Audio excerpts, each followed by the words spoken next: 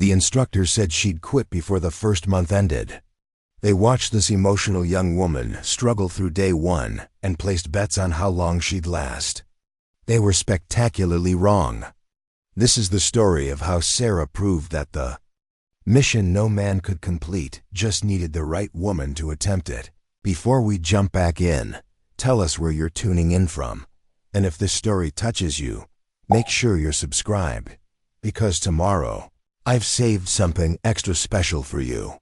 The morning sun cast long shadows across the Blackwater Tactical Training Facility as Sarah walked through the gates for her first day. At 23, she stood barely 5'4", her slight frame almost swallowed by the standard-issue training gear that hung loose on her shoulders. The other recruits towered over her, their conversations peppered with tales of military service, extreme sports achievements, and physical feats that sounded like folklore. Sarah clutched her acceptance letter tighter, still unable to believe. She'd made it into the most elite tactical rescue program in North America. Blackwater trained the specialists who went where others couldn't, into collapsed buildings, hostile territories, and disaster zones that required a unique blend of technical skill, physical endurance, and mental fortitude. The acceptance rate was less than 3%, and the dropout rate was legendary. "Welcome to hell, rookies," barked Instructor Morrison, a mountain of a man whose voice could probably trigger avalanches. His weathered face surveyed the 42 recruits lined up in the courtyard, his eyes lingering dismissively on Sarah. "Look around you. Half of you won't make it past week 1. 3/4 won't see month 2. And if you're lucky enough to graduate, you'll spend the rest of your career wondering if you're tough enough for what comes next." Sarah's stomach churned, but she kept her chin up. Around her, she heard whispered conversations that made her feel even smaller. The recruit to her left, a former Navy SEAL named Marcus, was discussing his underwater demolition experience. Behind her, a woman named Torres was describing her experience as a search and rescue pilot. Everyone seemed to have credentials that dwarfed her background in emergency medical response and rock climbing. The first exercise was a simple endurance: run 5 miles through the facility's obstacle course. Simple for everyone except Sarah. Apparently, while the others powered through like machines, she struggled to keep pace, her lungs burning in the thin mountain air. She finished dead last, 12 minutes behind the leader, her face flushed with exertion and embarrassment. "Martinez," Morrison called out, consulting his clipboard. Sarah stepped forward, her heart pounding from more than just the run. "What's your background, recruit?" "Emergency medical technician, sir. 3 years with Vienna Emergency Services. Rock climbing instructor certified for alpine rescue." Morrison's eyebrow raised slightly. "Vienna, Austria?" "Yes, sir." A few snickers rippled through the group. Morrison's expression remained neutral, but Sarah caught the look he exchanged with Instructor Blake, a former Special Forces operator who served as his second in command. It was the look of someone who just confirmed their suspicions about a mistake in the selection process.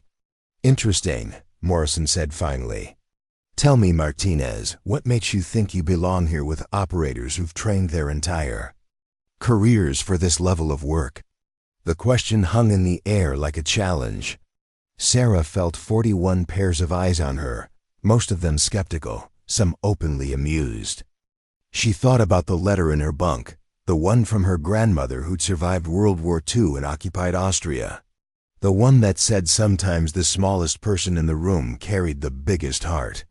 "I believe that survival scenarios require more than just physical strength, sir," Sarah replied, her accent making her words sound more formal than she intended. "They require problem-solving, adaptability, and the ability to function under extreme stress.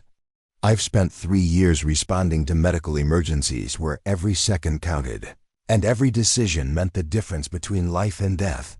Morrison nodded slowly. "We'll see about that, recruit. Blake, get her sorted with gear that actually fits. Can't have her tripping over her own boots during training." As the group dispersed, Sarah caught fragments of conversation that confirmed her worst fears.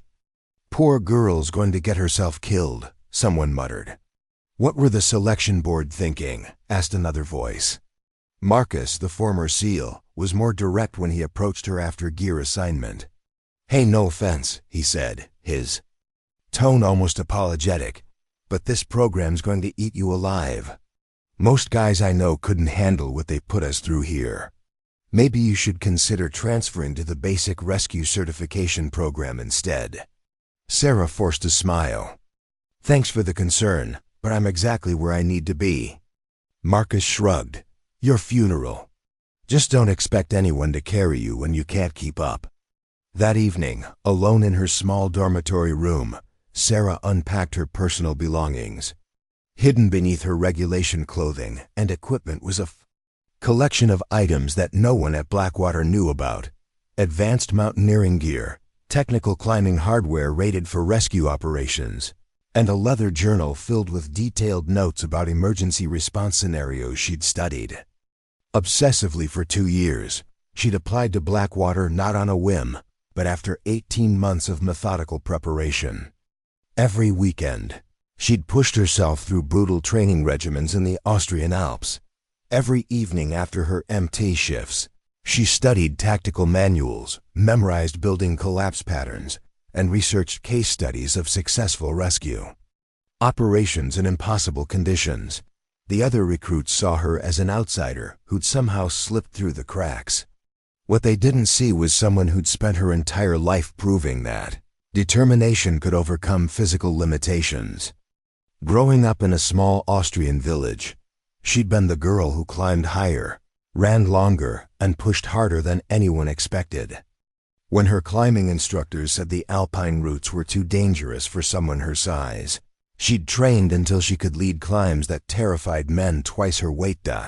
But here at Blackwater, surrounded by military veterans and extreme sports athletes, her quiet confidence felt fragile. The facility operated on a culture of visible strength and obvious credentials. Her accomplishments felt insignificant compared to the war, stories and extreme sport achievements that filled every conversation. As she settled into her narrow bunk, Sarah opened her journal to a fresh page and began writing her observations. From day one, she noted the facility layout, the training schedule, and most importantly, the blind spots in the instructors' evaluation methods. They were looking for strength and speed, but rescue operations required precision and adaptability. They valued military experience, but emergency medical response had taught her to think clearly under pressure that would paralyze most soldiers. Tomorrow would bring new challenges, new opportunities to prove herself, and inevitably, new reasons for others to doubt her. But Sarah had learned long ago that the biggest victories came from being underestimated. While everyone else focused on proving they belonged, she would focus on preparing for the moment when belonging wouldn't matter only. Results would. Week 3 brought the first major elimination round, and Sarah had managed to survive, though barely. She'd finished every physical challenge, passed every written exam, and somehow maintained the minimum performance standards despite being consistently ranked in the bottom quarter of her class. The roster that had started with 42 recruits was now down to 28, and the pressure was intensifying. The morning briefing revealed their next phase: advanced rescue simulations in collapsed building environments. Instructor Morrison stood before the assembled group, his expression more serious than usual, as he outlined scenarios that would test everything they'd learned so far. "These exercises simulate real-world disaster response," Morrison explained, gesturing to a 3-story concrete training structure designed to replicate earthquake damage. "You'll work in teams of 4, rotating through leadership roles. The scenarios will include trapped civilians, structural instability, and time-critical medical emergencies." Sarah felt a flutter of excitement. This was closer to her area of expertise than the raw physical challenges that had dominated the first weeks. Emergency response, medical crisis management, and technical rescue work, These were skills she'd actually developed in real-world situations. Preparing and narrating this story took us a lot of time, so if you are enjoying it, subscribe to our channel. It means a lot to us. Now back to the story. Team assignments are posted, Blake announced. Sarah Martinez, you're with Rodriguez, Thompson, and Chun. Rodriguez will lead the first simulation. Sarah approached her team with cautious optimism. Rodriguez was a former fighter from Los Angeles. Thompson had served as a combat medic in Iraq, and Chun brought experience from urban search and rescue operations in California. On paper, they should have been a strong combination. The reality was different. During their first planning session, Sarah attempted to contribute insights about medical triage in confined spaces, drawing from her experience with Vienna Emergency Services. Rodriguez cut her off mid-sentence. Look, Martinez, I appreciate that you're trying to help, but this isn't basic EMT work. This is tactical rescue. Maybe just focus on following orders and staying out of the way. Thompson nodded in agreement. No offense, but you've been struggling to keep up with the physical requirements. These scenarios are going to be intense. We can't afford to have someone slow us down. The dismissal stung, but Sarah had experienced worse. What hurt more was watching her team struggle through their first simulation because they ignored basic emergency response protocols. They spent 20 minutes arguing about entry strategies while victims died from treatable injuries. They used complicated military-style formations in spaces that required flexible, adaptive movement. When they finally reached the trapped civilians, Thompson's combat medical training proved inadequate for treating crush injuries and hypothermia. They failed the simulation spectacularly, finishing last among all 7 teams. During the debrief, Morrison's criticism was brutal and direct. Rodriguez, your team showed a fundamental misunderstanding of rescue priorities. You treated this like a combat operation instead of a civilian emergency response. Lives were lost due to poor planning and worse execution. Sarah bit her tongue as Rodriguez shifted blame to equipment failures and bad luck. She could have pointed out a dozen specific mistakes, could have explained exactly how proper medical triage would have saved 3 of the 4 casualties, but she'd learned that offering solutions only made her more of a target. The pattern continued through the following simulations. Her teammates ignored her suggestions, assigned her to menial tasks, and then blamed the team's poor performance on her inexperience. When they rotated leadership roles, Sarah was consistently passed over, with instructors expressing doubt about her ability to command respect from more experienced team members. The breaking point came during week 5, when instructor Blake called her into his office for what he termed a performance assessment. Sarah sat across from his desk, surrounded by training manuals and tactical gear that made her feel even smaller than usual. Martinez, Blake began, his tone not unkind but certainly direct. You're technically passing all the requirements, but there are concerns about your fit with the program culture. What kind of concerns, sir? The kind that suggest you might be more comfortable in a support role rather than frontline rescue operations. Your teammates have expressed reservations about your ability to function under the kind of pressure these missions generate. Sarah felt her cheeks burn. Sir, with respect, my teammates haven't given me the opportunity to demonstrate my capabilities in leadership scenarios. Blake leaned back in his chair. Leadership isn't assigned, Martinez. It's earned. And frankly, your background doesn't inspire confidence in your ability to make the kind of decisions that rescue operations require. My background includes 3 years of emergency medical response, sir. I've made life and death decisions under pressure. Medical response isn't tactical rescue, Blake replied firmly. Different skill sets, different requirements. I'm going to be honest with you, the instructors are discussing whether you should be transferred to the basic certification program. It might be a better fit for your strengths. After leaving Blake's office, Sarah walked to the facilities observation deck, a concrete platform that overlooked the training grounds. Below her, other recruits practiced rappelling techniques and building entry procedures. She watched them move with the confidence of people who'd never doubted their right to be there, who'd never been told they were too small, too soft, too different to succeed. Her phone buzzed with a text from her grandmother in Vienna. "How is training, mein Liebchen? Remember, the mountain does not care how loud you shout, only how well you climb." Sarah smiled despite herself. Her grandmother had never understood why she'd left a secure job in Vienna to pursue something as dangerous and uncertain as tactical rescue training. But she'd also never questioned Sarah's determination once her mind was made up. That evening, Sarah made a decision that would change everything. Instead of accepting the limitations others had placed on her, instead of transferring to an easier program or quitting altogether, she decided to prepare for something that would force them to see her differently. She began studying the facilities. Most challenging scenarios, the ones reserved for advanced trainees in their final months of training. She researched the history of every major rescue operation in the past decade, identifying patterns and solutions that traditional approaches had missed.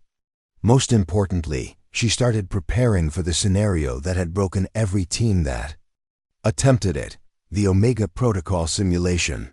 The Omega Protocol was legendary at Blackwater, a rescue scenario so complex and demanding that it had never been successfully completed. It combined structural collapse, chemical hazards, multiple casualties, and equipment failures into a nightmare that had defeated even the most experienced teams. Instructors used it as an example of the kind of impossible situation that rescue specialists might encounter in the real world. No one was scheduled to attempt Omega Protocol for another 6 weeks. That gave Sarah exactly enough time to prepare for the moment when being underestimated would become her greatest advantage. Sarah's secret preparation for the Omega Protocol began at 0400 hours each morning, 30 minutes before the official wake-up call. While her fellow recruits slept, she slipped out of the dormitory and made her way to the facility's technical library, a room filled with rescue equipment manuals, structural engineering reports, and case studies from disaster zones around the world. The Omega Protocol file was restricted, accessible only to advanced instructors and final-year trainees. But Sarah had learned that the night security guard, a former rescue specialist named Weber, was more interested in his crossword puzzles than monitoring library access. She'd studied his routines, memorized his patrol schedule, and discovered that the file cabinet lock was a standard pin tumbler that yielded to patient manipulation. Inside the Omega file, Sarah found a scenario designed to break even the most experienced teams. The simulation involved a partially collapsed pharmaceutical manufacturing facility with multiple chemical leaks, structural instability, and 7 casualties trapped in different locations throughout the building. Previous teams had failed because they'd treated it as either a structural rescue or a hazmat situation, not recognizing that success required seamlessly integrating both approaches. Sarah photographed every page with her phone, then spent her free time creating detailed floor plans and evacuation strategies. She identified 3 critical mistakes that every previous team had made. They'd entered through the obvious access points instead of finding structurally sound alternatives. They'd attempted to evacuate all casualties simultaneously instead of prioritizing based on medical needs. And they'd relied on standard equipment protocols that weren't designed for combined hazmat and collapse scenarios. Her analysis revealed something that the instructors had missed. The scenario was actually solvable, but only if someone approached it from a medical emergency perspective rather than a tactical rescue mindset. The key was treating it like a mass casualty incident in a contaminated environment, prioritizing victims based on survivability and contamination exposure rather than accessibility. Meanwhile, her official training continued to deteriorate. During Week 6's urban rappelling exercises, Sarah's performance was technically flawless, but Rodriguez found new reasons to criticize her approach.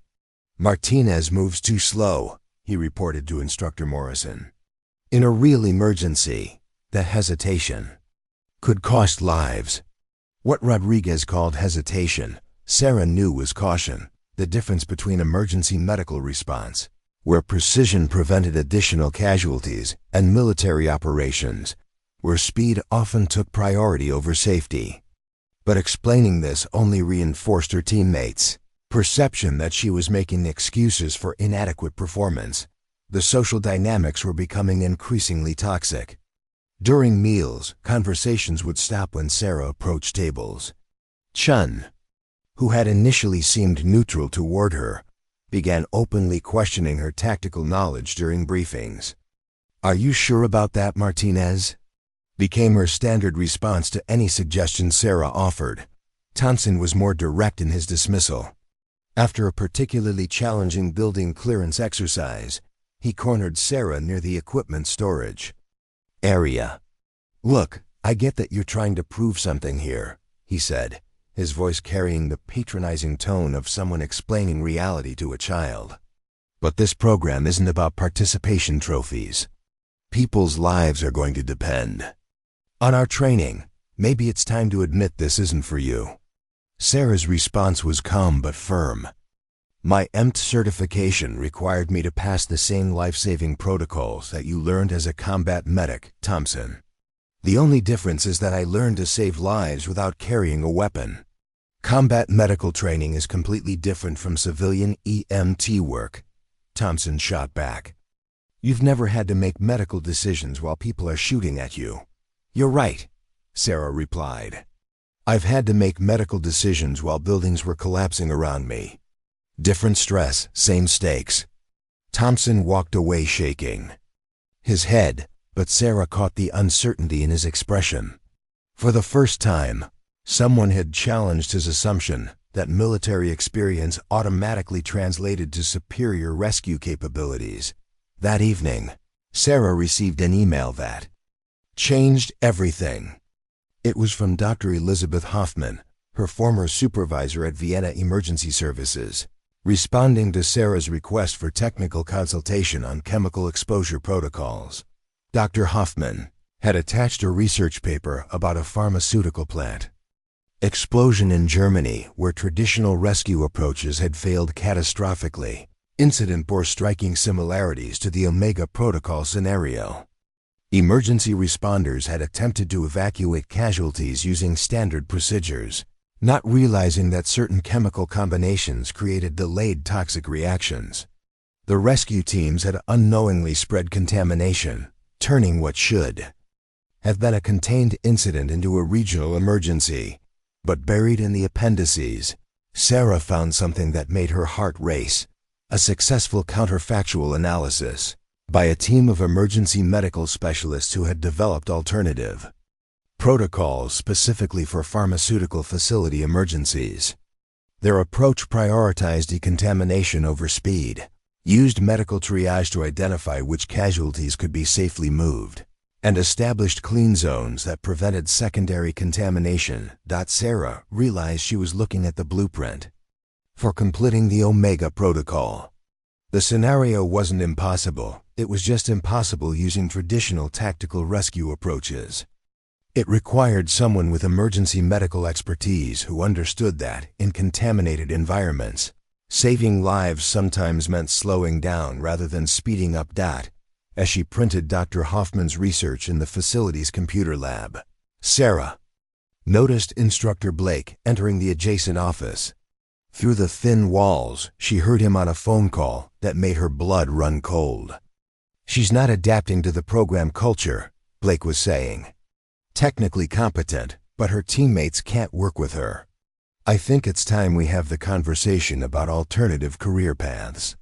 Sarah sat in the computer lab long after printing finished, staring at the research that could solve the unsolvable scenario while listening to discussions about her inevitable failure. The instructors had already decided she didn't belong. Her teammates had written her off as a liability. Everyone was waiting for her to quit or be forced out. What they didn't realize was that Sarah had never learned how to quit. Growing up in a village where women weren't expected to climb mountains, she'd discovered that the best way to prove people wrong was to accomplish something they insisted was impossible. The Omega Protocol had defeated every team that attempted it for 3 years running. The instructors used it as an example of real-world scenarios that pushed rescue specialists beyond their limits. No one had ever completed it successfully. Sarah folded Dr. Hoffman's research into her jacket pocket and smiled for the first time in weeks. If she was going to wash out of Blackwater, she was going to do it attempting something that would make them remember her name. The rumors started during week 7, spreading through the dormitories like wildfire. Sarah first heard them during evening cleanup duty, when she overheard Chun and Rodriguez discussing her future at Blackwater in voices they didn't bother to lower. Morrison told Blake that she's not going to make it past the midterm evaluation, Chun was saying as she organized equipment lockers. Apparently, the instructors think she's a liability risk. Rodriguez nodded, his tone matter-of-fact. Makes sense. She's been dragging down team performance scores since day 1. Thompson says working with her is like babysitting. Sarah continued mopping the floor, keeping her expression neutral while her stomach churned. The midterm evaluation was scheduled for week 9, just 2 weeks away. Teams that failed to meet minimum standards would be disbanded, with individual members either reassigned or recommended for dismissal. Kind of feel bad for her though, Chun continued. She tries hard, just not built for this kind of work. Better she finds out now than in the field, Rodriguez replied. Imagine being trapped in a real emergency with someone you can't count on. That night, Sarah lay in her narrow bunk, staring at the ceiling while her roommate, Katie Sullivan, pretended to be asleep. Katie was one of the few recruits who hadn't openly dismissed Sarah, but their friendship had grown strained as Sarah's reputation deteriorated. The politics of survival at Blackwater meant that associating with someone marked for failure could damage your own prospects. The next morning brought a new challenge: hazmat response training. The scenario involved a simulated chemical leak in a confined space, requiring teams to wearing full protective equipment while maintaining communication and completing rescue objectives. Sarah's team was assigned a relatively straightforward exercise: evacuate 2 casualties from a contaminated laboratory within 30 minutes. What should have been routine became a disaster when Thompson's protective suit malfunctioned 15 minutes into the exercise. The breathing apparatus began delivering irregular airflow, and he started showing signs of panic in the confined space. Standard protocol required immediate evacuation and decontamination, which would have meant automatic failure for the team. Sarah recognized the symptoms immediately: equipment-induced claustrophobia combined with carbon dioxide buildup from improper breathing technique. During her MT training in Vienna, she'd encountered similar situations when emergency responders' equipment failed in confined spaces. Thompson, regulate your breathing, she called through the comm system. Short, controlled breaths. Don't fight the equipment. Can't breathe properly, Thompson gasped. His voice distorted through the suit's communication system. Rodriguez moved to abort the exercise, but Sarah positioned herself between Thompson and the exit. Give me 60 seconds, she said firmly. Thompson, look at me. Focus on my voice. She began talking Thompson through a breathing technique designed specifically for equipment-related panic attacks, using a combination of vocal coaching and visual cues that worked even through protective gear. Within 90 seconds, Thompson's breathing stabilized and his panic subsided. How did you know how to do that? Thompson asked after they'd completed the exercise successfully. Emergency medical responders use protective equipment in hazardous environments all the time, Sarah explained. Equipment failures happen. You learn to manage them or you don't last long in the field. For the first time since arriving at Blackwater, Sarah saw something other than dismissal in Thompson's eyes. It was brief, a flicker of respect that disappeared almost immediately when Rodriguez reminded them that Sarah's intervention had cost them valuable time in completing the primary objective, but the damage to Sarah's reputation had already been done. During the following week's academic sessions, she noticed instructors treating her differently. Questions that would normally be directed to the group were specifically aimed at her, testing whether she understood concepts that everyone else was assumed to know. When she answered correctly, which she consistently did, the instructor seemed surprised rather than pleased. Instructor Morrison began calling on her during tactical briefings, but only to ask basic questions that implied doubt about her foundational knowledge. "Martinez, can you explain the difference between structural and confined space rescue?" he would ask, while never questioning the other recruits about fundamental concepts they'd covered weeks ago. The psychological pressure was deliberate and effective. Sarah found herself second-guessing answers she knew were correct, speaking less during group discussions, and avoiding any behavior that might be interpreted as overconfidence. The confident young woman who had arrived at Blackwater was being systematically worn down by a culture that demanded conformity to standards she couldn't meet. Her secret preparation for the Omega Protocol became more than just an academic exercise. It became a lifeline to her sense of competence. Every morning, while her classmates slept, she studied chemical exposure protocols, memorized building engineering principles, and developed evacuation strategies that integrated her medical background with tactical rescue techniques she'd identified. The fatal flaw in every previous Omega Protocol attempt: teams treated the casualties as rescue objectives rather than medical patients. They focused on extraction speed rather than contamination prevention, leading to secondary exposures that multiplied the emergency. Sarah's approach would prioritize medical stabilization and decontamination, even if it meant slower initial progress. The breakthrough came when she realized that the pharmaceutical facility's ventilation system could be used to create positive pressure zones that would prevent chemical migration. By establishing clean areas for medical treatment before attempting casualty evacuation, she could eliminate the contamination spread that had doomed previous teams. But developing a solution and implementing it were different challenges entirely. The Omega Protocol required a full team of 4 members, and Sarah's current teammates were actively undermining her contributions to routine exercises. Getting them to follow her lead on the most challenging scenario in Blackwater's curriculum seemed impossible, unless she found a way to attempt it without them. Late that night, Sarah sat in the facility library with Dr. Hoffman's research spread across the table like a battle plan. She'd identified the technical solutions, mapped the tactical approach, and calculated the resource requirements. What she needed now was an opportunity to prove that the impossible scenario wasn't impossible at all, just misunderstood. The midterm evaluation loomed just 1 week away. After that, her future at Blackwater would be decided by instructors who had already concluded she didn't belong.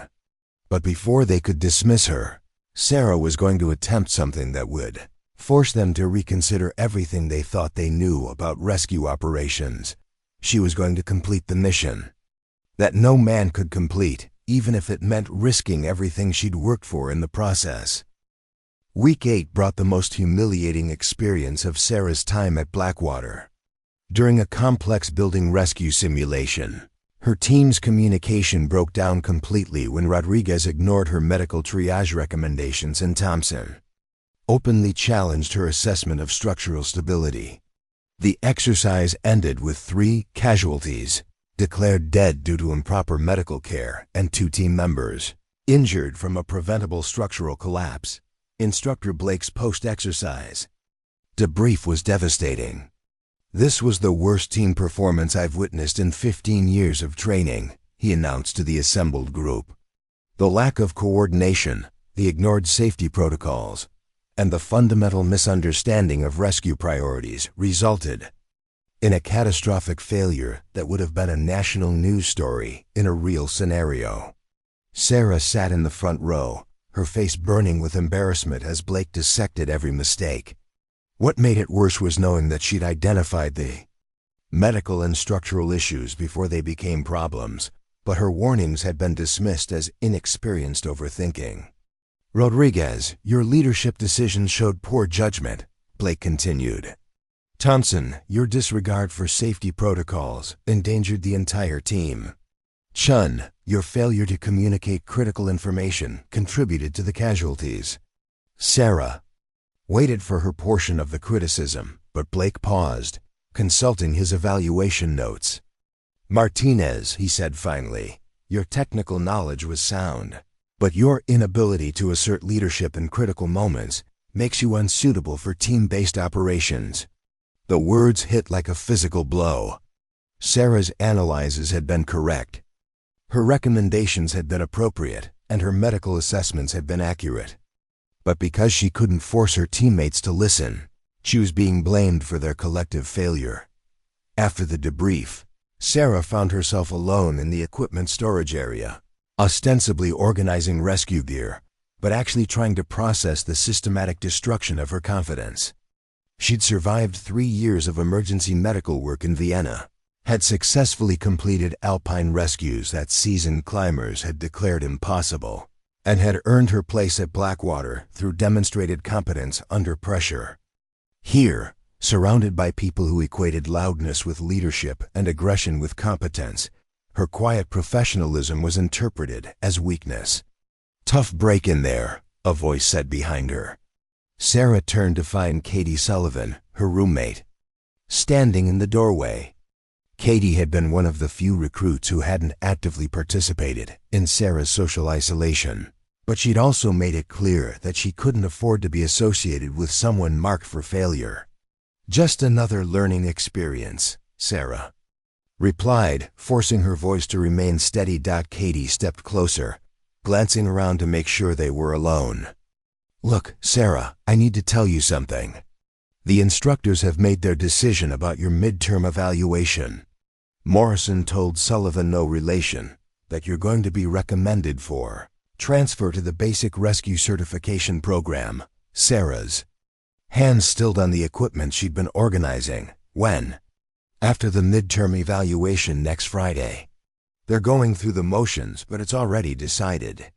Katie's expression was sympathetic but firm. "I thought you should know so you could prepare for it." "Prepare for what?" "For accepting that this isn't working out. Sarah, you're incredibly smart, and your medical knowledge is impressive, but Blackwater isn't just about technical skills. It's about fitting into a team culture that values certain types of leadership. Maybe the basic program would be a better fit for your strengths." Sarah nodded, keeping her expression neutral while her mind raced. Katie was trying to be kind, but her suggestion represented everything that was wrong with Blackwater's evaluation process. The assumption that failure to conform to their team culture meant inadequate technical ability. The belief that quiet competence was less valuable than aggressive confidence. "Thanks for letting me know," Sarah said finally. "I appreciate the heads up." After Katie left, Sarah remained in the storage area, surrounded by rescue equipment that she understood better than most of her instructors realized. She thought about her grandmother's words, "The mountain does not care how loud you shout, only how well you climb." Blackwater was shouting. Her teammates were shouting. The instructors were shouting about leadership and team dynamics and cultural fit, but none of them were climbing. None of them were solving the technical problems that rescue operations actually required. That night, Sarah made a decision that would change everything. Instead of accepting the inevitable transfer to a lesser program, instead of conforming to expectations that had been designed to exclude her, she was going to attempt the Omega Protocol simulation as a solo operation. It was unprecedented. The scenario was designed for 4-person teams, and attempting it alone violated numerous safety protocols. But Sarah had studied the simulation extensively, and she'd identified something that the instructors had missed: the Omega Protocol, was actually easier to complete with one person who understood the medical and technical requirements than with 4 people who were fighting each other. The key was coordination.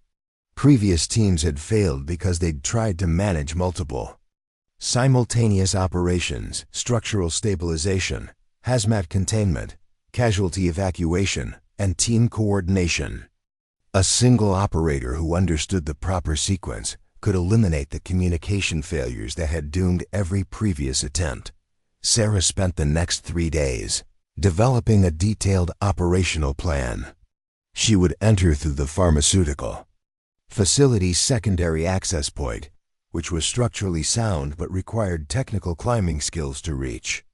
She would establish a clean medical area using the facility's emergency ventilation system, then evacuate casualties one at a time based on medical priority rather than accessibility. The plan required equipment that wasn't part of standard Omega Protocol allocation: specialized climbing gear for the alternative entry point, modified medical supplies for contaminated environment treatment, and communication equipment that would allow her to coordinate with external support without relying on team members. Most importantly, it required perfect execution. Working alone meant no backup, no second chances, and no room for the kind of mistakes that teams could recover from through redundancy. On Thursday night, 18 hours before her scheduled midterm evaluation and inevitable dismissal, Sarah began her final preparations. She assembled her gear carefully, checking every piece of equipment twice. She reviewed her operational plan one last time, mentally rehearsing each step of the complex sequence. At 03:00 hours on Friday morning, while the facility slept, Sarah made her way to the Omega Protocol training building. The simulation was controlled from a central computer system that could be activated by any instructor-level access code. Sarah had memorized Weber's authorization sequence weeks ago during her early morning research sessions. As she entered the activation codes, Sarah thought about the conversation she'd overheard between Blake and Morrison. They decided she was unsuitable for team operations, too small for tactical rescue work, too inexperienced for the challenges that Blackwater graduates would face. In 6 hours, they were going to discover just how wrong they'd been about what she was capable of accomplishing. The Omega Protocol simulation activated at 03:15 hours, with the mechanical grinding of hydraulic systems and the acrid smell of chemical smoke generators. Sarah stood outside the training facility, watching as the building's windows began glowing with the orange light of simulated fires and the green haze of chemical contamination markers. She had approximately 4 hours before the facility's morning routine would bring instructors and early training sessions that would discover her unauthorized attempt. Sarah's heart hammered against her ribs as she checked her equipment one final time.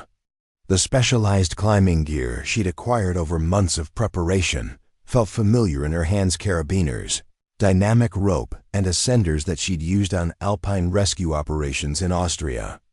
The modified medical kit contained supplies specifically selected for chemical exposure treatment, including antidotes and decontamination solutions that weren't part of standard Blackwater protocols. The building's main entrance was blocked by simulated structural collapse, exactly as the scenario parameters specified.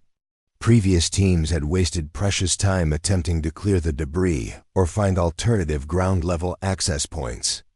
Sarah's plan bypassed the problem entirely by using the building's external fire escape system, which required technical climbing skills to reach, but provided direct access to the 3rd floor where most casualties were located. She clipped into her climbing system and began ascending the building's east wall, using the gaps between concrete panels as handholds. The physical challenge was significant: 40 feet of technical climbing, while carrying medical equipment and communication gear, but her years of alpine rescue training made the ascent feel routine. At the 3rd floor access point, Sarah encountered her first major test. The scenario's chemical contamination protocols required full protective equipment before entering the building. But standard hazmat suits weren't designed for the climbing approach she'd used. Sarah had modified her protective gear, integrating climbing harnesses with chemical protection systems in a configuration that maintained safety while allowing the mobility she needed. As she sealed her breathing apparatus and checked her suits. Integrity. Sarah activated her communication system. The Omega Protocol required constant updates to simulation controllers, both for safety monitoring and performance evaluation. Working alone meant she had to provide her own commentary, documenting every decision and action for later review. Control. This is Martinez beginning Omega Protocol solo attempt at 0327 hours. She spoke into her helmet microphone, entering structure through third-floor access point. Initial atmospheric readings show elevated chemical concentration consistent with pharmaceutical leak scenario. The response crackled through her earpiece immediately. Martinez, what the hell are you doing? This is Instructor Blake.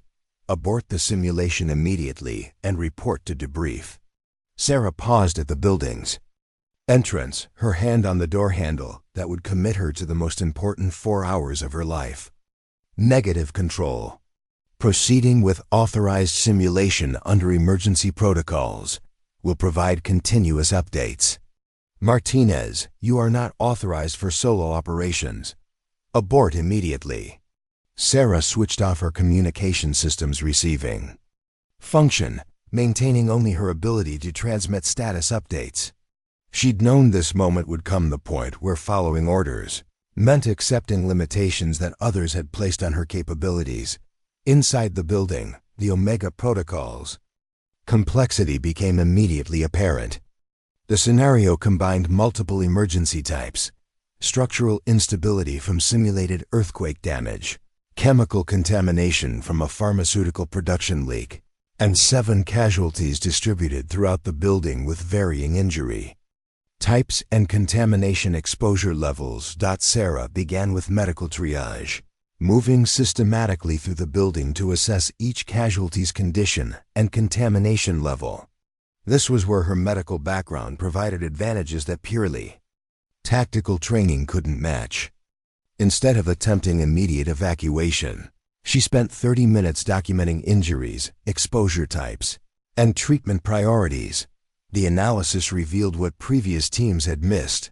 3 of the casualties had chemical exposures that would be fatal if they were moved before receiving specific antidote treatments. 2 others had injuries that would worsen with rapid evacuation. The scenario was designed to fail teams that prioritize speed over medical judgment. Sarah established her medical treatment area in the building's northwest conference room, which had the best ventilation access and was furthest from the primary contamination source. Using the facility's emergency ventilation controls, something that required understanding building engineering principles, she created positive pressure airflow that prevented chemical migration into the treatment space. The first casualty evacuation took 45 minutes, nearly twice as long as previous teams had attempted. But when Sarah moved the simulated victim up, weighted mannequin with sensors that monitored handling procedures, every medical protocol was followed correctly. The mannequin's monitoring systems registered successful decontamination, appropriate medical treatment, and safe transport to the clean area. As she began treating the second casualty, Sarah's communication system crackled with increasingly urgent messages from the control room. Martinez, we're sending a team to extract you from the simulation. Your actions constitute a safety violation and insubordination. Sarah continued her work, documenting each step for the performance evaluation that she knew would determine her future at Blackwater. Control. Casualty 2 shows signs of organophosphate exposure requiring immediate atropine administration. Beginning treatment protocol. What the control room couldn't see was that Sarah's approach was working. Her systematic medical treatment was addressing the chemical exposures that had killed casualties in previous attempts. Her understanding of building systems was preventing the contamination spread that had escalated earlier simulations into Multi-building emergencies. By hour 3, Sarah had successfully evacuated and treated 5 of the 7 casualties. Her progress was methodical but effective, addressing the medical complexities that tactical rescue approaches had overlooked. The remaining 2 casualties presented the scenario's ultimate challenge. They were located in areas where structural collapse made access extremely dangerous, requiring both technical rescue skills and immediate medical intervention. As Sarah prepared for the final phase of the simulation, she heard the sound of approaching footsteps in the building's main corridor. The extraction team had arrived, coming to end her unauthorized attempt and escort her to what would undoubtedly be disciplinary action and dismissal from the program. Sarah looked at the remaining casualties, mannequins that represented real people who would die if she didn't complete the scenario successfully. She thought about Thompson's words. This program isn't about participation trophies. People's lives are going to depend on our training. He was right. People's lives would depend on their training. And right now, Sarah was proving that she had the training to save lives that others couldn't reach. She activated her communication system one final time. Control, this is Martinez. Proceeding with final casualty extraction. Estimated completion in 45 minutes. Then she switched off the radio entirely and disappeared deeper into the building, determined to complete the mission that no man could complete, even if it meant the end of her career at Blackwater. The 6th casualty lay trapped beneath a collapsed beam in the building's basement laboratory, the most contaminated area of the facility. Sarah's headlamp cut through the chemical haze as she assessed the situation that had defeated every previous team. The mannequin's sensors showed critical injuries and maximum chemical exposure, a combination that required immediate medical intervention and structural stabilization. The extraction team's voices echoed from the floors above, their heavy boots thundering through corridors as they searched for her. Martinez, show yourself immediately. Blake's voice boomed through the building's emergency communication system. Sarah ignored the commands, focusing on the technical challenge before her. The collapsed beam created a confined space entry scenario, requiring her to work in a chemically contaminated environment while performing structural rescue. She activated the building's emergency foam system, using fire suppression equipment to create a barrier between herself and the primary contamination source. Working methodically, Sarah established anchor points for her climbing system and began the delicate process of stabilizing the collapsed beam. Her alpine rescue training proved invaluable. The techniques for moving unstable rock in mountain environments translated perfectly to urban structural collapse. Within 20 minutes, she'd created sufficient space to access the casualties safely. Mannequin's monitoring system registered her approach, documenting every procedure as she initiated medical treatment protocols. The simulated injuries required advanced life support techniques that went beyond basic EMT training: arterial bleeding control, airway management in a contaminated environment, and chemical exposure treatment using antidotes she'd researched specifically for pharmaceutical emergencies. Casualty 6 stabilized, she transmitted into her microphone, knowing the control room was monitoring her progress despite the communication blackout. Beginning extraction to clean treatment area. The evacuation required Sarah to navigate a complex route through partially collapsed corridors, while maintaining medical care for a critically injured patient. She used a combination of technical rope systems and medical transport techniques, innovations that no previous team had attempted. The mannequin's sensors registered successful evacuation with no additional injuries, a first in Omega Protocol history. The 7th and final casualty presented the ultimate test. Located on the building's unstable 4th floor, the mannequin was positioned in an area where floor collapse was imminent. The scenario was designed to be impossible by the time teams reached this stage. They'd exhausted their time limits and resources, but Sarah had approached the entire simulation differently. her systematic medical treatment and efficient use of building systems had left her with adequate time and equipment for the final challenge. As she climbed toward the 4th floor, she could hear the extraction team closing in, their frustrated voices indicating they were still searching the lower levels. The final extraction required everything. Sarah had learned technical climbing to reach an unstable structure, medical expertise to treat complex injuries, and engineering knowledge to prevent the floor collapse that would doom the rescue. She worked with focused intensity, knowing that completing this final evacuation would prove her capabilities beyond any doubt. 25 minutes later, Sarah emerged from the building carrying the 7th casualty to her established treatment area. The Omega Protocol's monitoring systems registered complete mission success. All 7 casualties evacuated safely, with proper medical treatment and contamination control throughout. As she set down the final mannequin, Sarah heard the extraction team's boots on the stairwell. They'd found her location just as she completed the mission that had defeated every team for 3 years. She sat back against the wall, exhausted but victorious, waiting for the confrontation that would determine whether her success meant vindication or dismissal. The extraction team burst through the doorway led by Instructor Blake, their faces showing a mixture of anger and disbelief.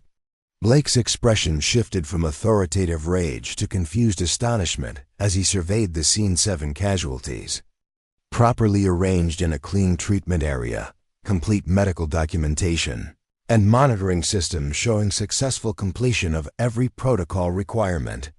"Martinez, what the hell do you think you're doing?" Blake demanded, though his voice lacked the commanding authority it had carried over the radio. Sarah stood slowly, her protective suit showing the wear of 4 hours of intensive rescue operations. "Completing the Omega Protocol simulation, sir. All 7 casualties successfully evacuated and treated according to medical emergency protocols." "You were ordered to abort this simulation immediately," Blake said, but his eyes were scanning the treatment area, noting the systematic organization and professional medical setup that exceeded anything he'd seen in previous attempts. "Sir, the casualties required immediate medical attention," Sarah replied calmly. "Abandoning the simulation would have resulted in 7 preventable deaths. I prioritized life safety over administrative protocols." Blake activated his radio, calling for Morrison and the other senior instructors. "You need to see this," he transmitted, his tone uncertain for the first time since Sarah had known him. The monitoring equipment continued displaying success indicators, decontamination protocols completed, medical treatment standards exceeded, structural safety maintained. Throughout operations, Sarah had not only completed the impossible scenario, she'd done it better than any team in Blackwater's history. "How?" Blake asked finally, his anger giving way to professional curiosity. Previous teams had 4 members and couldn't complete half these objectives. Previous teams treated it as a tactical rescue operation, Sarah explained, removing her helmet and allowing her exhaustion to show. But it's a medical emergency in a contaminated environment. The solution required emergency medical protocols, not military tactics. Morrison arrived with 2 other instructors, their faces showing skepticism that quickly transformed to amazement as they reviewed the monitoring data. The simulation's computer systems provided detailed performance analytics, every decision, every procedure, every success and failure meticulously documented. "This is impossible," Morrison muttered, scrolling through the data on his tablet. "These casualty treatment times are faster than our best teams achieved with simple evacuations. The contamination control measures prevented secondary exposure. Events that we've never seen successfully managed." Sarah remained silent as the instructors huddled around the monitoring equipment, discussing technical details and reviewing video footage of her performance. She could see their worldview shifting in real time as they realized that their fundamental assumptions about the Omega Protocol had been wrong. "Martinez," Morrison said finally, turning to face her with an expression she'd never seen before: respect. Can you walk us through your operational approach? For the next hour, Sarah demonstrated her analysis of the simulation, explaining the medical emergency perspective that had revealed solutions to problems the instructors had considered unsolvable. She showed them Dr. Hoffman's research, detailed her understanding of building systems, and documented the integration of emergency medical protocols with technical rescue techniques. The instructors asked increasingly sophisticated questions, testing her knowledge and understanding. With each answer, Sarah watched their perception of her capabilities undergo complete revision. The small, emotional young woman they dismissed as unsuitable for team operations had just solved their most challenging training scenario using approaches they hadn't considered. This changes everything, Blake admitted quietly as they concluded the debrief. We've been approaching these scenarios from the wrong perspective entirely.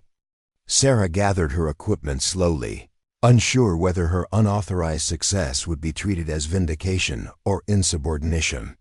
She'd proven her capabilities beyond doubt, but she'd also violated direct orders and safety protocols to do it. Martinez. Morrison called as she prepared to leave. Report to my office at 1400 hours. We need to discuss your future at Blackwater. Sarah stood outside Morrison's office at precisely 1400 hours, her stomach churning with uncertainty.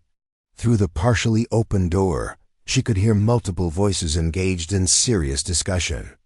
She recognized Blake's voice, but there were others present, senior officials whose authority extended beyond the training facility. Enter, Morrison called. Sarah stepped into the office to find herself facing what appeared to be a formal review board. Morrison sat behind his desk, flanked by Blake and 3 officials she didn't recognize.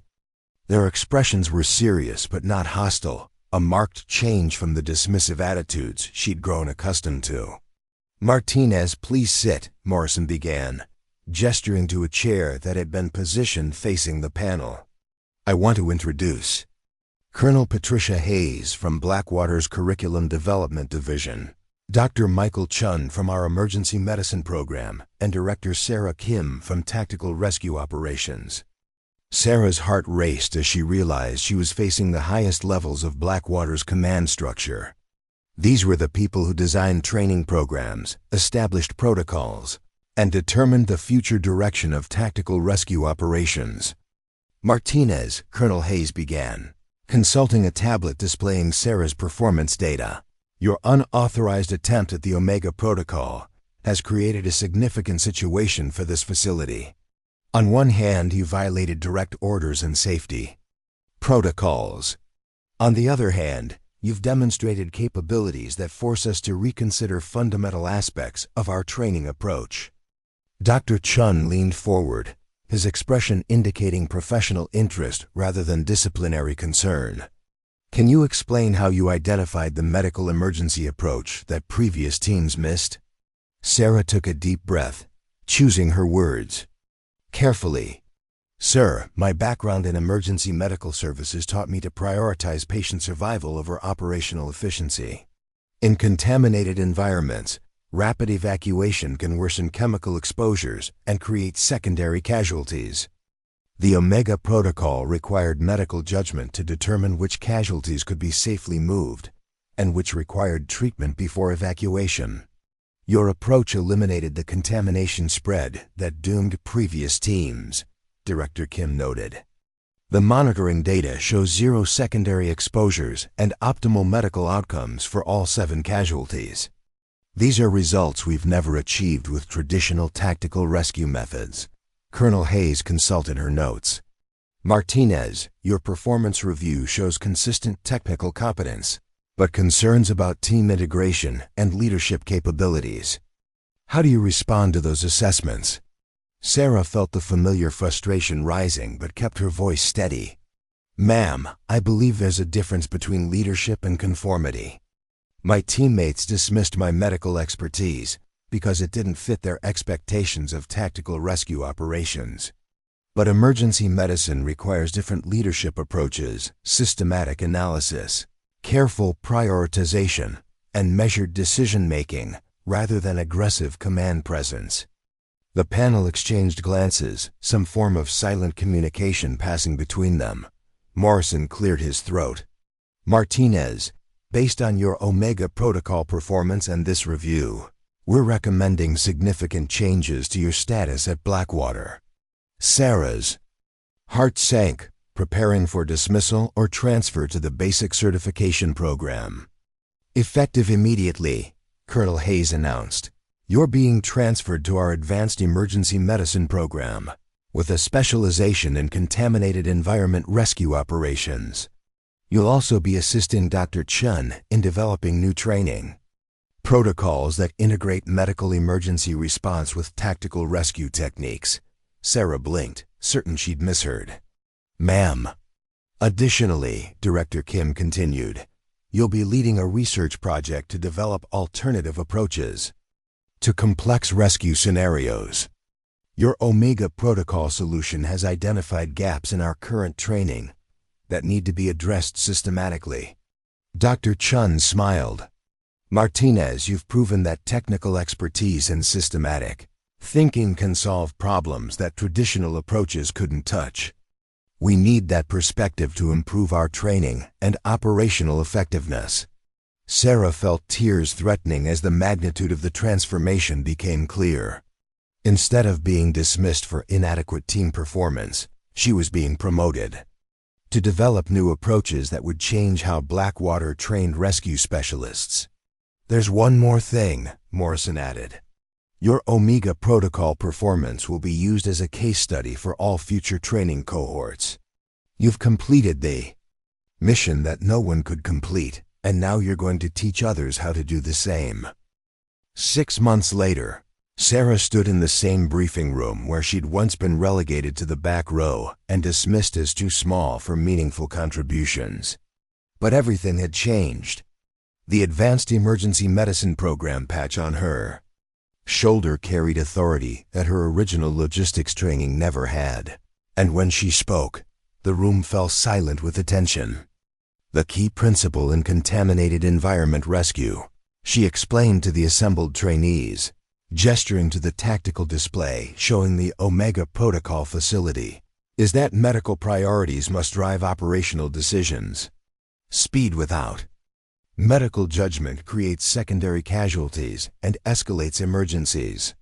The current cohort included several recruits who reminded Sarah of herself 6 months ago, overlooked specialists whose expertise didn't fit traditional tactical rescue models. Among them was Dr. Lisa Park, a biochemist whose knowledge of chemical interactions had been dismissed as too theoretical until Sarah's program demonstrated its practical value. "Martinez," one of the trainees asked, "how do you balance medical protocols with time pressure in emergency situations?" Sarah smiled, remembering when such questions had been dismissed as evidence of her inexperience. "Medical protocols exist because they save time in the long run. Taking 30 minutes to properly assess casualties prevents hours of dealing with secondary exposures and treatment complications." The transformation extended beyond just training approaches. Blackwater had completely restructured its evaluation criteria, recognizing that effective rescue operations required diverse expertise rather than uniform tactical backgrounds. Teams now included medical specialists, structural engineers, and chemical safety experts whose knowledge had previously been undervalued. After the briefing, Sarah walked across the facility toward the new Emergency Medicine Training Center that bore her name, the Martinez Center for Advanced Rescue Medicine. The building housed simulation facilities designed around her Omega Protocol solutions, training equipment adapted for contaminated environment operations, and research laboratories where teams developed new approaches to complex rescue scenarios. Inside her office, Sarah found a familiar sight: Dr. Elizabeth Hoffman, her former supervisor from Vienna Emergency Services. Reviewing research proposals submitted by current trainees, Dr. Hoffman had become a consulting advisor to Blackwater's new program, helping develop protocols that integrated emergency medical response with tactical rescue operations. How are the new recruits progressing? Dr. Hoffman asked in German, a reminder of Sarah's journey from Vienna AIM-2 to Blackwater's premier rescue medicine specialist. Better than the instructors expected, Sarah replied, switching to English as Blake entered the office. The same instructor who had once questioned her suitability for team operations now served as her liaison to tactical rescue training, helping integrate medical and tactical approaches. Martinez, Blake said, consulting his tablet, the Omega. Protocol success rate has improved to 67% since we implemented your training modifications. Teams are completing scenarios that were considered impossible 8 months ago. Sarah nodded, but her satisfaction came not from statistics, but from the individual success stories. Recruits who would have been dismissed under the old system were now thriving as specialist team members. The culture that had once demanded conformity to narrow tactical models now celebrated diverse expertise and systematic problem-solving. Her radio crackled with an incoming message from the control room. Martinez, we have a real-world emergency requiring your expertise. Chemical facility incident in Colorado, multiple casualties, requesting immediate consultation. Sarah grabbed her gear bag, muscle memory from months of training taking over.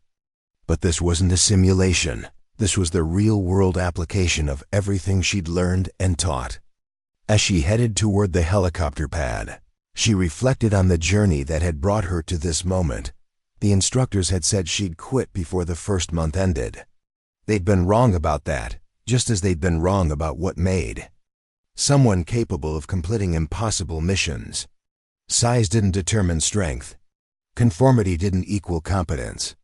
And sometimes the person everyone overlooked was exactly the person everyone needed. The helicopter lifted off into the afternoon sky, carrying Sarah toward another rescue operation where her unique combination of medical expertise and tactical training would save lives that traditional approaches couldn't reach.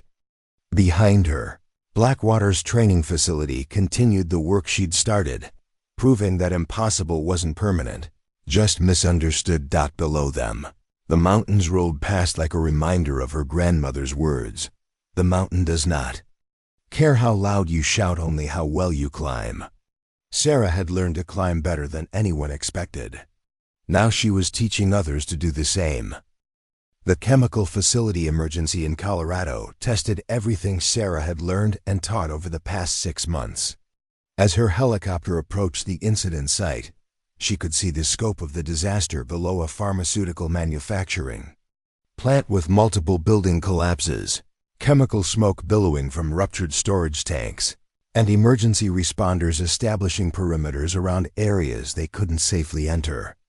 Martinez, this is Incident Commander Williams, crackled through her headset. We've got 14 workers trapped in the main production facility.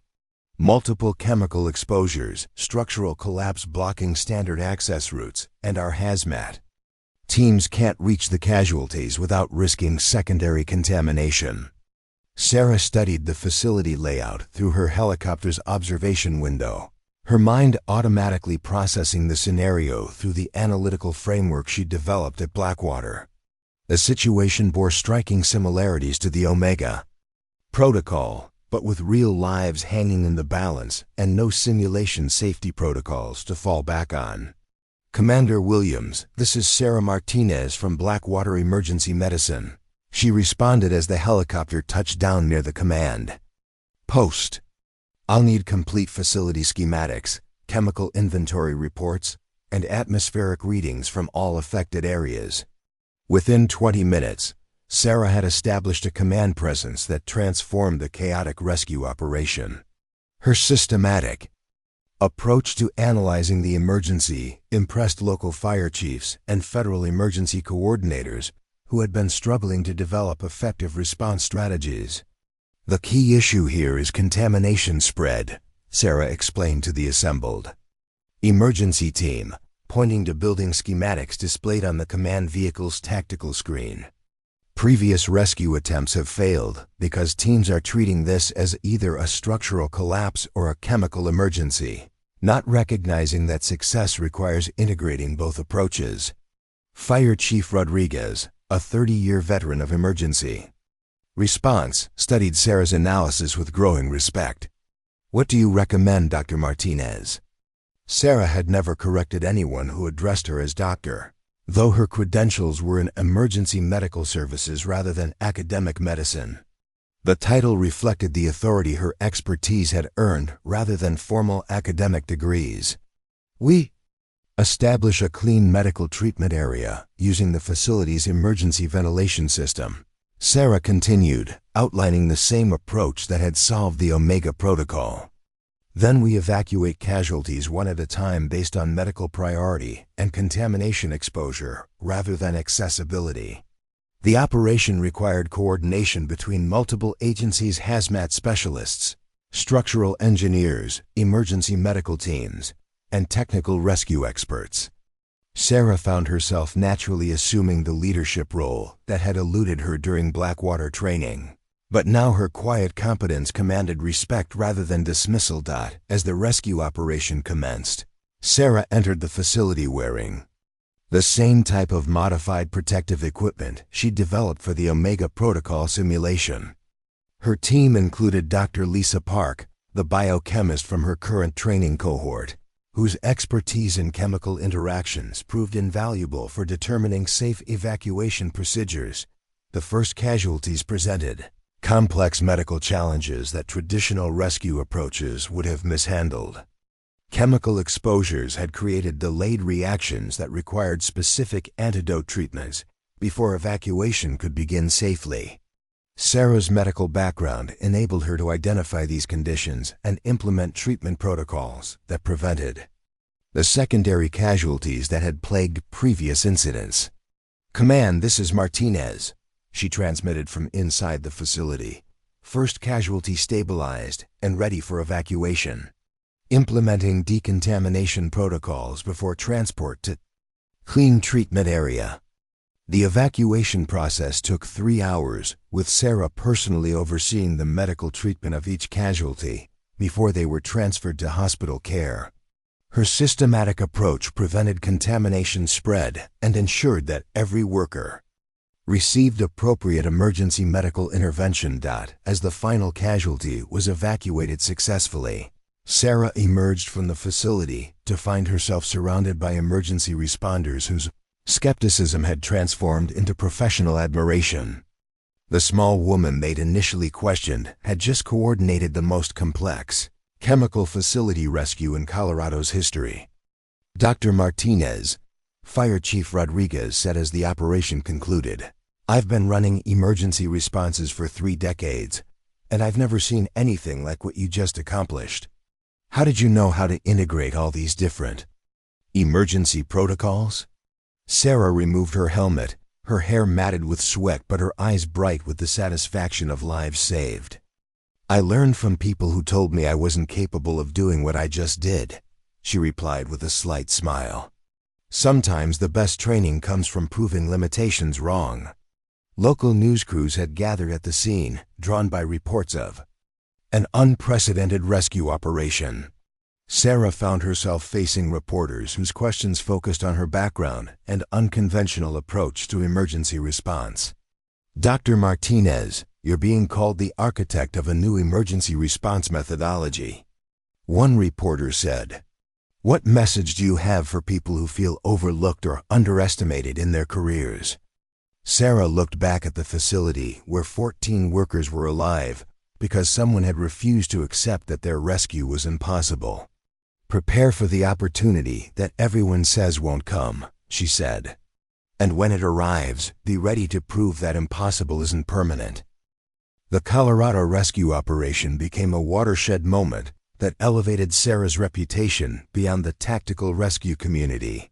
Within weeks, emergency response agencies across North America were requesting her consultation on complex scenarios that traditional approaches couldn't solve. Medical journals published case studies of her contaminated environment protocols, and engineering conferences invited her to speak about integrated emergency response methodologies. But the most significant transformation was happening back at Blackwater, where Sarah's success had catalyzed a complete restructuring of how tactical rescue specialists were trained and evaluated. The facility that had once dismissed her as too small for meaningful contributions now served as the premier institution for emergency medicine integration in rescue operations. Sarah stood in the newly expanded Martinez Center for Advanced Rescue Medicine, watching through observation windows as current trainees attempted modified versions of the Omega Protocol. The success rate had climbed to 85%, with teams regularly completing scenarios that had been impossible just 18 months ago. The fundamental shift is in how we approach leadership in emergency situations, Sarah explained. To Dr. Elena Vasquez, a researcher from Johns Hopkins who was documenting the transformation of tactical rescue training. Traditional military-style leadership emphasizes command and control, but medical emergencies require collaborative expertise and systematic decision-making. Dr. Vasquez consulted her notes, clearly impressed by the data she'd collected during her week-long observation at Blackwater. Your program graduates are being recruited by agencies worldwide. How do you account for this level of success? Sarah watched as trainee Marcus Thompson, no relation to her former teammate, successfully completed a complex chemical exposure scenario using protocols that prioritized medical analysis over speed. Marcus had been dismissed from 2 previous training programs for being too methodical and lacking tactical aggressiveness. "We're not creating different people," Sarah replied. "We're creating different opportunities for the same people to succeed." The skills that make someone effective in emergency medical response: systematic thinking, careful analysis, patient-focused priorities. These were always valuable. We just needed to recognize their value. The conversation was interrupted by Katie Sullivan, Sarah's former roommate, who now served as Director of Student Affairs for the expanded program. Katie's own journey reflected the broader transformation from someone who distanced herself from Sarah to avoid association with failure to a key administrator helping implement systemic changes that supported overlooked talent. "Sarah, we've got the quarterly enrollment data," Katie said, handing over a tablet displaying statistics that told a remarkable story. Applications have increased 400%, with particular growth in candidates with medical, engineering, and scientific backgrounds who were previously discouraged from applying. Sarah reviewed the numbers with satisfaction, but her real focus was on the individual stories behind the statistics. Dr. Lisa Park had been offered a position developing chemical safety protocols for international disaster response. Michael Chen, a former medical technician who'd been told he lacked leadership presence, was now leading rescue operations for earthquake response teams in California. The ripple effects extended far beyond Blackwater's walls. Emergency response agencies had begun recruiting from medical schools and engineering programs, recognizing that technical expertise often provided solutions that tactical experience couldn't reach. The culture of tactical rescue was evolving from one that prioritized conformity to military models toward one that valued diverse problem-solving approaches. "There's something else," Katie continued, her expression indicating significant news. "The International Association of Fire Chiefs wants to nominate you for the Medal of Valor. It's the highest recognition for emergency service innovation." Sarah nodded, though her satisfaction came not from awards, but from the systemic changes that would outlast any individual recognition. She thought about her grandmother's words about mountains, not caring how loud you shout, only how well you climb. The real victory wasn't in personal achievement, but in changing the conversation about who deserved opportunities to climb. Her reflection was interrupted by an urgent message from the control room. "Dr. Martinez, we're receiving requests for emergency consultation from 3 different incidents: building collapse in Seattle, chemical spill in Toronto, and pharmaceutical facility fire in Munich, all requesting your integrated response protocols. Sarah looked at the tactical display, showing global emergency responses that were now using methodology she developed from being consistently underestimated at Blackwater. Teams around the world were saving lives using approaches that had emerged from her determination to prove that the impossible mission wasn't impossible at all. Dr. Vasquez, Sarah said, turning back to the researcher, you asked how I account for our success rate. The answer is that we stopped trying to fit people into predetermined roles and started designing roles around people's actual capabilities. As Sarah prepared to coordinate responses to multiple international emergencies, she reflected on the journey that had brought her to this moment. The instructors who'd said she would quit had been wrong about her persistence, just as they'd been wrong about what made someone capable of completing impossible missions. The transformation wasn't just personal, it was institutional. Blackwater had evolved from a facility that enforced conformity to predetermined standards into one that celebrated diverse approaches to problem solving.